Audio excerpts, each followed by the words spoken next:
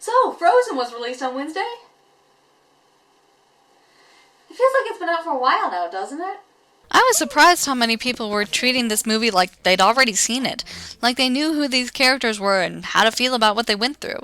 Where was the mystery, the intrigue? Didn't anybody want to wait to form an opinion until they'd actually seen the movie? Well, I like to be surprised the first time I go to see a movie, so I avoided promotional material as much as I could. November 27th couldn't get here fast enough for me.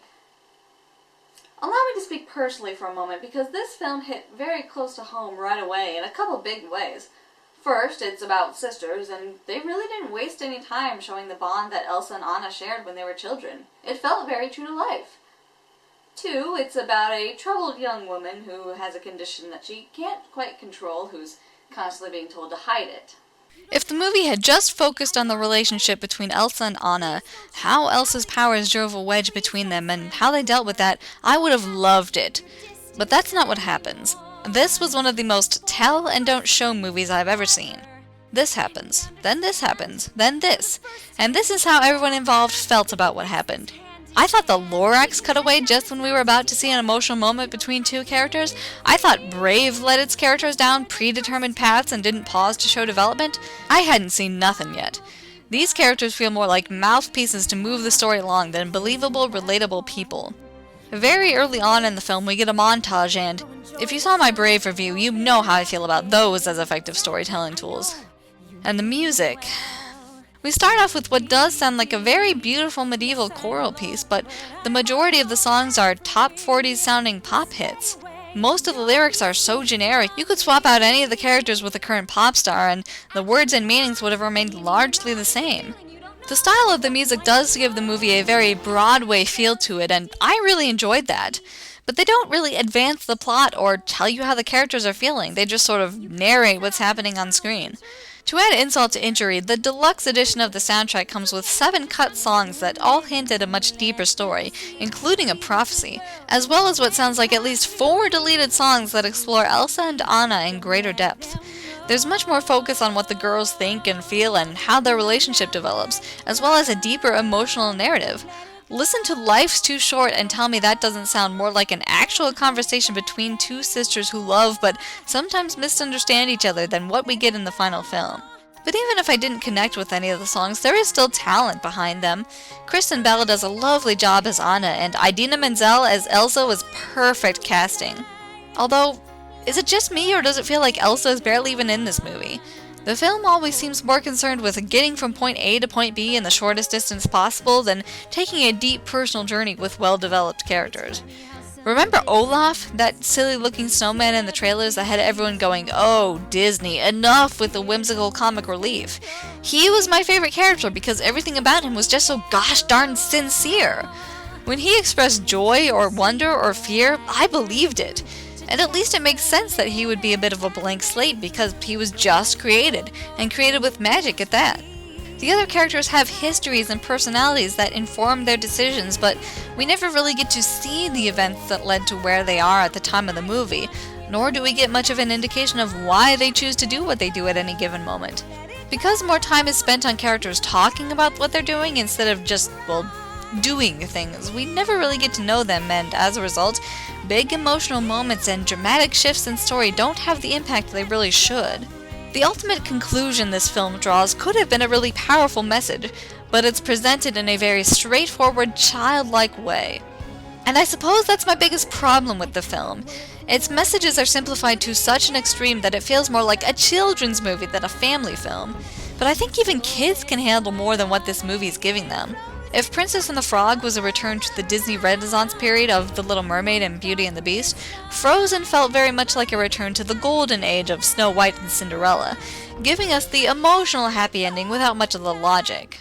And just so we're clear, I have absolutely no problem with the topics explored in this movie, nor do I have any problem with the conclusion it ultimately comes to, or a heartwarming happy ending where everyone lives happily ever after. But if Frozen had just dug a little deeper, it could have built an expansive fantasy world with realistic, believable, relatable characters whose personalities and problems were dramatically defined and intimately explored. But because it constantly holds itself back from actually going there, I'm afraid I can only give it 2 stars out of 4. There were a couple legitimately good twists near the end, and the potential for deep, even dark material is here, but Frozen barely scratches the surface of it. But don't take my word for it. See it for yourself and let me know what you thought. I'm eternally optimistic, and I will catch you guys next time.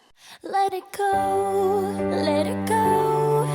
can't hold it back anymore. Okay, I wanted this review to be spoiler-free because, it's still in theaters and all that, but I feel like I need to use at least one example to, show what I'm talking about. So if you don't want any spoilers at all, just, stop it right here.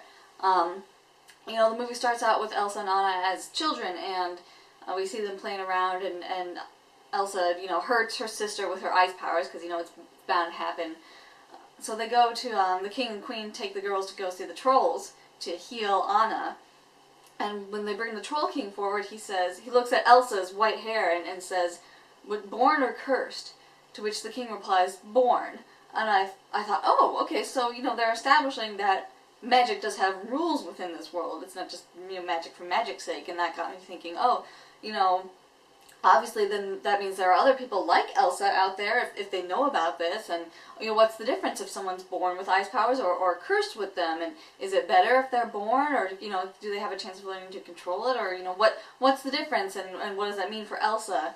And then the Troll King says she has to learn to control her powers, and the king says no, she can learn to control her powers, she can learn. But the very next thing we go into the montage, and the very next time we see the king with Elsa, he's given her these gloves, and he says, these will help. First of all, we see she can create ice through her shoes by stomping on the ground, so, clothes don't seem to be a problem, so why will the gloves, prevent her from shooting ice? I don't know.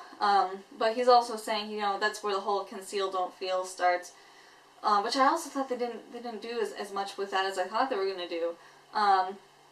But it made me think, okay, so, he said she was going to learn to control her powers. He didn't say he was going to tell her to hide them away. So is that, does he just think it will be better for her to hide them away? Does he not want her to use them at all? And, did he try to help her control the powers, and it just wasn't working, so the gloves were like a last resort? And, it's okay to not spell everything out for an audience. And, it's okay to let them draw their own conclusions and not show every step of the storytelling process, but, you never want an audience to be questioning what's happening in the story and why the characters are doing the things that they did.